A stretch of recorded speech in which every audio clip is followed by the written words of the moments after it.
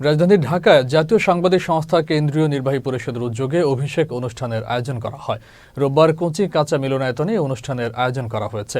জাতীয় সাংবাদিক সংস্থার চেয়ারম্যান লায়ন মোহাম্মদ নুরুল ইসলামের সভাপতিত্বে অনুষ্ঠানে প্রধান অতিথি ছিলেন গণ অধিকার পরিষদের সভাপতি ও ডাকসুর সাবেক ভিপি নুরুল হক নূর। অনুষ্ঠানে আরও উপস্থিত ছিলেন ওসমান ফারুকী, সাংবাদিক সংস্থার সাংগঠনিক সম্পাদক রেজাউল ইসলাম লাকি, যুগ্ম সাধারণ সম্পাদক প্রিয়াঙ্কা ইসলাম, ভোক্তা অধিকারের নির্বাহী পরিচালক ইশিতা ইসলাম ও কৃষিবিদ শহীদুল ইসলাম ফাহিম সহ কেন্দ্রীয় পরিষদের নেতাকর্মীরা। আমরা আর এই বারবার আন্দোলন সংগ্রাম করতে চাই না।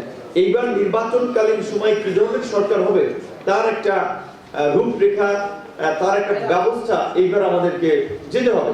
নির্বাচনকালীন সরকার কেমন হবে, সংসদে কিংবা সরকার গঠন করে সরকারি দল যারা হবে তারা যেন একক আধিপত্য না করতে পারে, সেজন্য আমরা দ্বিকক্ষ বিশিষ্ট সংসদ কিংবা সংখ্যানুপাতিক নির্বাচন এই বিষয়গুলো আমরা বলছি।